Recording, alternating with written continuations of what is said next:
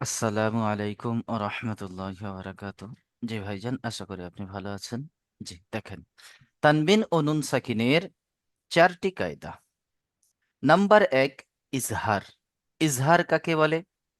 তানবিন দুজাবার দুজের দুপেশ আর নুন সাকিনের পরে। জি, দুজাবার দুইজে দুপেশ।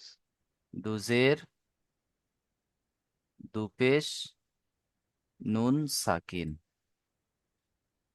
এর পরে এই যে হরুফে হালকির 6টি অক্ষর, হামজা, হা, আইন, হা, গইন, খ, এই 6টি অক্ষরের মধ্যে যদি কোনো একটি হরফ তানবিন আর নুন সাকিনের পরে আসে, দুজাবারের পরে, দুজেরের পরে, দুপেশের পরে, নয়তো নুন সাকিনের পরে, কেমন করে পড়তে হবে? তানবিনের পরে এলে তানবিনের আওয়াজকে বিনা গন্নায় জাহির করে পড়তে হবে। নুন সাকিনের পরে এলে নুন সাকিনের আওয়াজকে বিনা গন্নায় জাহির করে পড়তে হবে। একে ইজহার বলে। তানবিন আর নুন সাকিনের পরে, তানবিন আর নুন সাকিনের পরে হরুফে ইকফার 15টি হরুফ। হরুফে ইকফার 15টি হরুফ হলো এই: তা, সা, তা জিম, দাল, জাল, জা, সিন, শিন, সদ, দদ, ত, জ, ফা, কফ, কাফ। এই যে 15টি হরুফ, এই 15টি হরুফ যদি এই তানবিন আর নুন সাকিনের পরে আসে, দুজাবারের পরে, দুজেরের পরে, দুপেশের পরে বা নুন সাকিনের পরে, যার পরে আসুক, যদি তানবিনের পরে আসে তো তানবিনের আওয়াজকে একালিপ পরিমাণ গুণনা করে পড়তে হয়। আর নুন সাকিনের পরে যদি আসে, নুন সাকিনের আওয়াজকে একালিপ পরিমাণ গুণনা করে পড়তে হয়।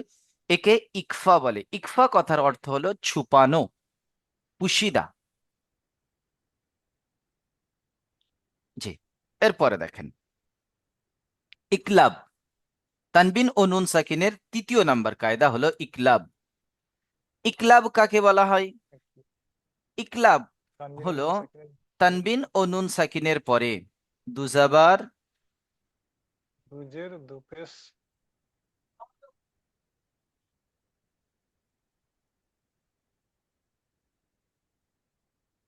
দুজের দুপেশ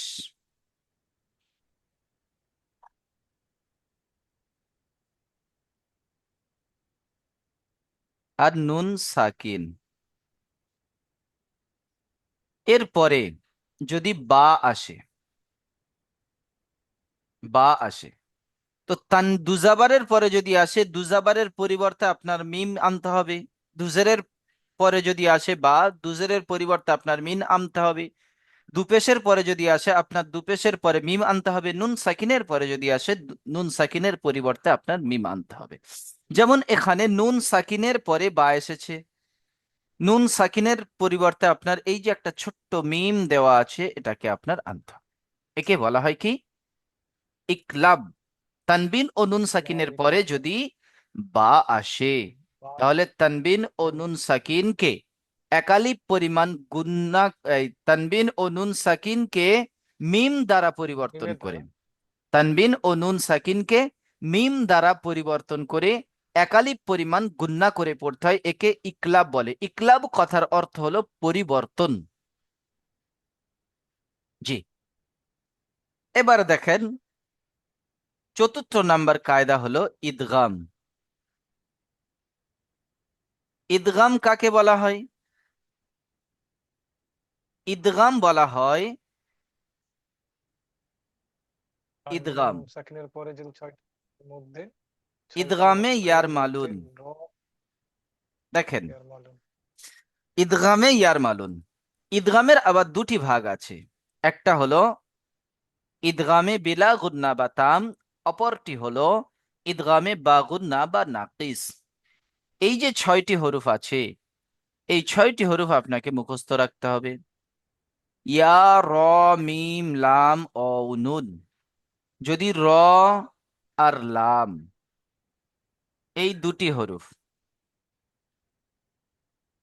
র আর লাম, এই দুটি হরুফ দুজাবার, দুজের বা দুপেশ বা নুন সাকিন এর পরে আসে, তো তানবিন আর নুন সাকিনকে ওই র অথবা লামের সাথে মিলিয়ে। যদি র আসে তো র এর সাথে মিলিয়ে, যদি লাম আসে তো লামের সাথে মিলিয়ে বিনা গুন্নায় জাহির করে পড়তে হয়। একে বলা হয় ইদগামে তাম বা ইদগামে বেলা গুন্না।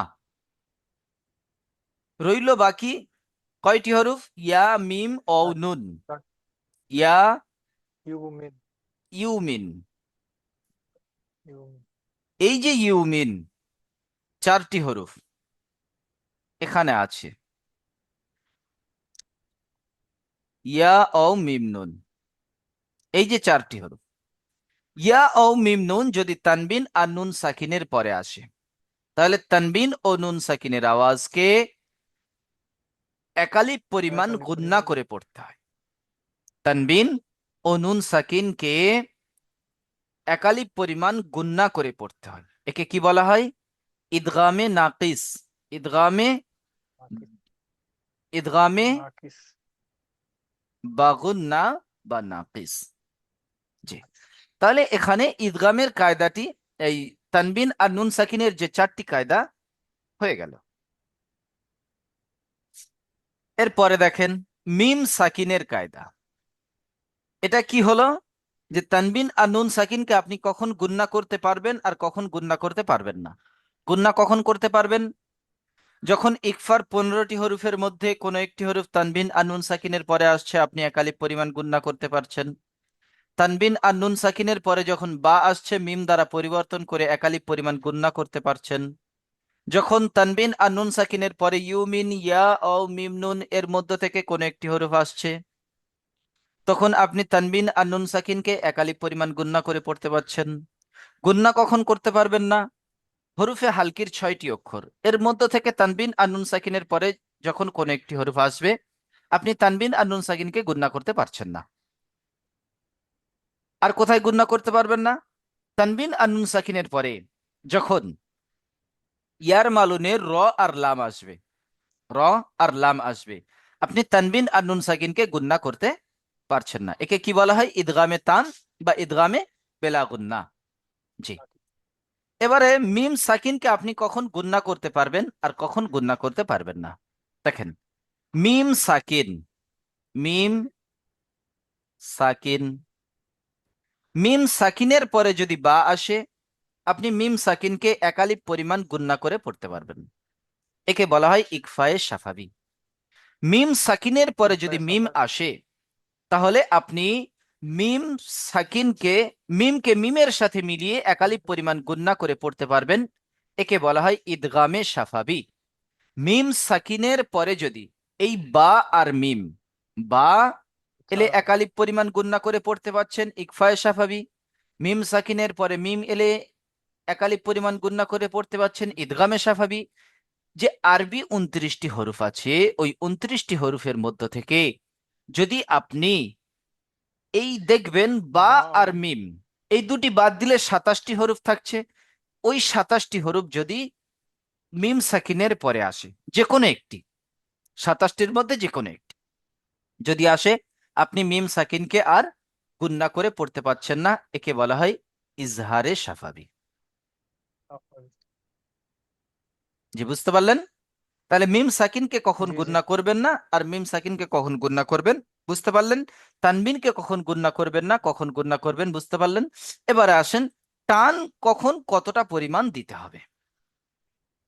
মাদের বর্ণনা, যখন আপনি দেখবেন এটা হলো মাদের চিহ্ন, আর মাদ আসবে হরুফে মাদ্দার সাথে। মাদ আসবে হরুফে মাদ্দার সাথে, হয়তো আলিফ মাদ্দার সাথে আসবে, নয় ইয়া মাদ্দার সাথে আসবে, নয় ও মাদ্দার সাথে আসবে। এই হরুফে মাদ্দার পরের হরুফ, এই যে মাদের চিহ্ন আছে, এর পরের হরুফ যদি আসল হামজা হয়, এটাকে বলা হয় আসল হামজা। এই একটা হামজা, আর একটা হলো এই হামজা। আলিফের উপরে জাবার, নিচে জের, উপরে পেশ হলে আলিফটি হামজা হয়ে যায়। যখন আসল হামজা, অর্থাৎ এই হামজা আসবে, এই যেটা আমি মার্কিং করলাম এখনই, এই হামজা যখন আসবে, দেখেন এই যে হামজাটি আছে, বা এই জিম আলিফের পরে যে হামজাটি আছে, এই হামজাটি যখন আসবে, এটা হবে মধ্যে মুত্তাসিল, 2 থেকে 3 আলিফ পরিমাণ টান দিয়ে পড়তে হয়। হরফে মাদ্দার পরে হামজা যদি একই শব্দে হয় একে বলা হয় মদ্দে মুত্তাসিল, একালিপ পরিমাণ টান দিয়ে পড়তে হয়। হরফে মাদ্দার পরে হামজা যদি দ্বিতীয় শব্দের শুরুতে আসে, আর সেটা হবে আলিফ রুফে হামজা। আলিফ জাবার, নিচে জের, উপরে পেশ হলে আলিফটি হামজা হয়। এই আলিফ রুফে হামজা যদি হরফে মাদ্দার পরে আসে, আলিফ রুফে হামজা কি হয়? যদি হরফে মাদ্দার পরে দ্বিতীয় শব্দের শুরুতে, হরফে মাদ্দার পরে দ্বিতীয় শব্দের শুরুতে আলিফ রুফে হামজা আসে, তাহলে কি হবে? মাদ্দে মুনফাসিল, 2 থেকে 3 আলিফ পরিমাণ টান দিয়ে পড়তে হয়। মদ্দে মুত্তাসিলকে 2 থেকে 3 আলিফ পরিমাণ টান দিয়ে পড়তে হয়, মদ্দে মুনফাসিলকেও 2 থেকে 3 আলিফ পরিমাণ দুই টান থেকে দিয়ে পড়তে হয়। জি, এগুলো আসবে কখন?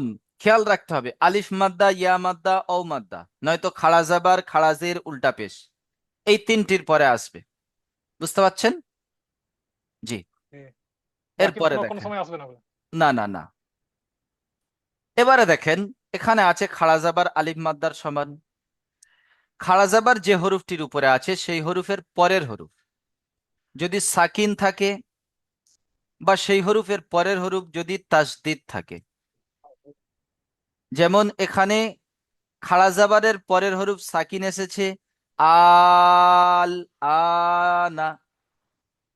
আর এখানে দেখেন আলিফ মাদ্দা, এটা মাদের চিহ্ন, আর এর পরের হরফ জিম, তাসদিদ এসেছে, এটাকে বলা হয় মদ্দে লাজিম। হরুফে মাদ্দার পরে, হরুফে মাদ্দার পরে যদি পরে সাকিনওয়ালা হরুফ হয় বা তাসদিদওয়ালা হরুফ হয়, যে হরুফটার, হরুফে মাদ্দার পরে যে হরুফটা থাকছে সেই হরুফের উপরে যদি সাকিন থাকে বা তাসদিদ থাকে, মদ্দে লাজিম একালিপ 3 থেকে 5 আলিফ পরিমাণ টান দিয়ে পড়তে হয়। মদ্দে লাজিম 3 থেকে 5 আলিফ পরিমাণ টান দিয়ে পড়তে হয়। এবার দেখেন মাদ্দে আরজি ওয়াকফি কাকে বলে। মাদ্দা আরজি ওয়াকফি হলো, আপনি যদি আলিফ মাদ্দার পরে থামেন, বা ইয়া মাদ্দার পরে থামেন, বা ও মাদ্দার পরে থামেন, তখন হবে মাদ্দা আরজি ওয়াকফি 3 থেকে 4 আলিফ পরিমাণ টান দিয়ে পড়তে হয়। হরুফে শামসি আর হরুফে কমারি, হরুফে শামসির শুরুতে যখন আলিফ লাম আসবে লামের উপরে সাকিন থাকবে, আর হরুফে কমারির শুরুতে যখন আলিফ লাম আসবে আলিফ ও লাম উভয় খালি থাকবে, এর উপরে সাকিন থাকবে না। হরুফে কমারির শুরুতে আলিফ লাম এলে আলিফকে বাদ দিয়ে লামের সাথে মিলিয়ে পড়তে হবে, আর হরুফে কমারির শুরুতে শামসির শুরুতে আলিফ লাম এলে আলিফকে বাদ দিয়ে লামের সাথে মিলিয়ে পড়তে হবে। এরপরে দেখেন জাবার জের পেশ দুজের দুপেশ, যদি এই হরুফের উপরে আপনি থামেন সাকিন করে থামতে হবে, আর যদি আয়াতের শেষে গোল তা থাকে তার উপরে থামতে গেলে আপনাকে সাকিন করে হা সাকিনের মতো পড়তে হবে, আর আয়াতের শেষে দুজাবার থাকলে এক জাবার বাদ দিয়ে এক জাবার ধরে একালিপ পরিমাণ টান দিয়ে পড়তে হবে। জি, লিংকের সময় শেষ হয়ে গেছে, এখনই হয়তো লিংকটি কেটে যাবে। আপনি এই ভিডিওটি দেখবেন, ইনশাল্লাহ তাআলা আপনার জি সমস্ত সমাধান